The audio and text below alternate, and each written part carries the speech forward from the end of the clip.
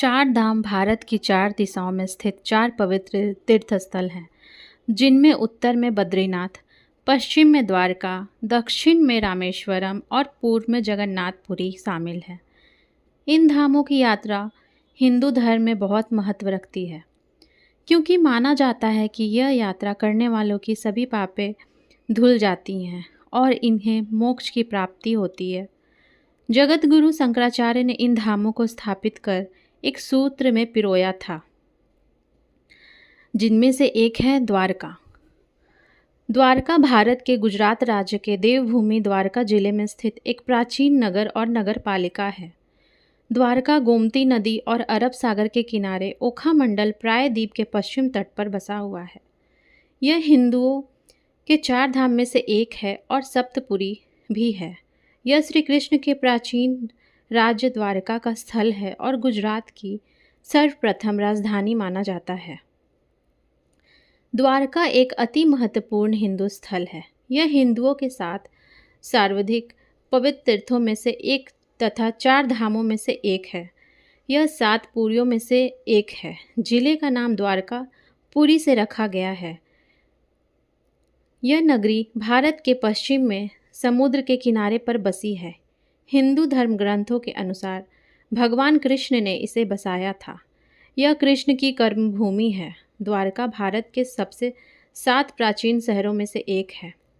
धुनिक द्वारका एक शहर है। कस्बे के एक हिस्से के चारों ओर 4 दीवारी खींची है। इसके भीतर ही सारे बड़े बड़े मंदिर हैं। काफ़ी समय से जाने माने शोधकर्ताओं ने पुराणों में वर्णित द्वारिका के रहस्य का पता लगाने का प्रयास किया, लेकिन वैज्ञानिक तथ्यों पर आधारित कोई भी अध्ययन कार्य भी तक पूरा नहीं कर पाया है।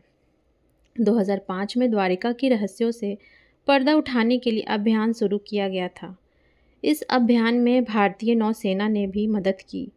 अभियान के दौरान समुद्र की गहराई के कटे छटे पत्थर मिले और यहाँ से लगभग 200 अन्य जन्म नमूने भी एकमात्र किए, लेकिन आज तक यह तय नहीं हो पाया है कि यह वही नगरी है अथवा नहीं जिसे भगवान श्री कृष्ण ने बसाया था। आज भी यह वैज्ञानिकों स्कूबा डाइविंग के जरिए समुद्र की गहराइयों में कैद इस रहस्य को सुलझाने में लगे हैं। श्री कृष्ण मथुरा में उत्पन्न हुए, पर राज उन्होंने द्वारका में किया। यहीं बैठकर उन्होंने सारे देश की बागडोर अपने हाथ में संभाली, पांडवों को सहारा दिया, धर्म की जीत कराई और शिशुपाल और दुर्योधन जैसे अधर्मी राजाओं को मिटाया। द्वारका उस जमाने में राजधानी बन गई थी। बड़े बड़े राजा यहाँ आते थे और बहुत से मामले में भगवान श्री कृष्ण की सलाह लेते थे। इस जगह का धार्मिक महत्व तो यह है, रहस्य भी कम नहीं है। कहा जाता है कि श्री कृष्ण की मृत्यु के साथ उनकी बसाई हुई यह नगरी समुद्र में डूब गई। आज भी यह उस नगरी के अवशेष मौजूद हैं।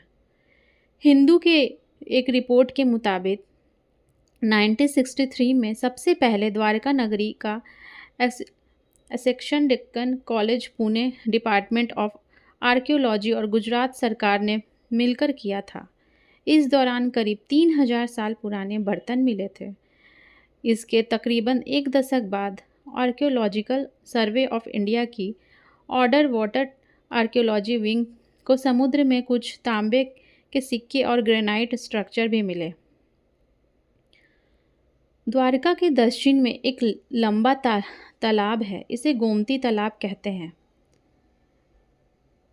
इस गोमती तालाब के ऊपर 9 घाट है। इसमें सरकारी घाट के पास एक कुंड है जिसका नाम निष्पाप कुंड है। इसमें गोमती का पानी भरा रहता है।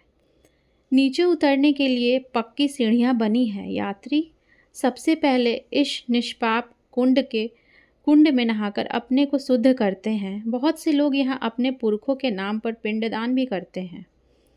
गोमती के दक्षिण में 5 कुएं हैं। निष्पाप कुंड में नहाने के बाद यात्री इन 5 कुओं में अब पानी से कुल्ले करते हैं, तब रणछोड़ जी के मंदिर की ओर जाते हैं। रास्ते में कितने भी छोटे मंदिर पड़ते हैं, कृष्ण जी, गोमती माता और महालक्ष्मी के मंदिर।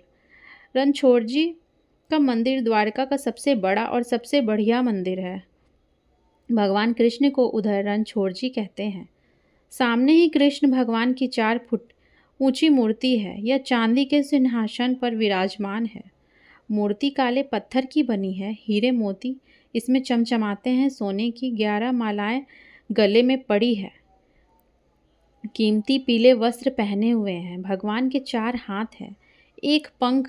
एक हाथ में पंख, एक में सुदर्शन चक्र, एक में गदा और एक में कमल का फूल। सिर पर सोने के मुकुट हैं। लोग भगवान की परिक्रमा करते हैं और उन पर फूल और तुलसी दल चढ़ाते हैं। चौखटों पर चांदी की पत्थर मढ़े हैं। मंदिर की छत में बढ़िया बढ़िया कीमती झाड़ फानुस लटक रहे हैं। एक तरफ ऊपर की में जाने में सीढ़ियां हैं। पहली मंजिल में अम्बा देवी की मूर्ति है। ऐसी 7 मंजिलें हैं और कुल मिलाकर यह मंदिर 140 फुट ऊंचा है। उसकी चोटी आसमान से बातें करती हैं। रणछोड़जी के दर्शन के बाद मंदिर की परिक्रमा की जाती है। मंदिर की दीवार दोहरी है। 2 दीवारों के बीच इतनी जगह है कि आदमी समा सके। यही परिक्रमा का रास्ता है। रणछोड़जी मंदिर के सामने एक बहुत बड़ा और लंबा चौड़ा फुट ऊंचा जगमोहन है। इसकी 5 मंजिलें हैं और इसमें 30 खंबे हैं। रणछोड़जी के बाद इसकी परिक्रमा की जाती है। इसकी दीवारें भी दोहरी हैं। जय श्री कृष्ण।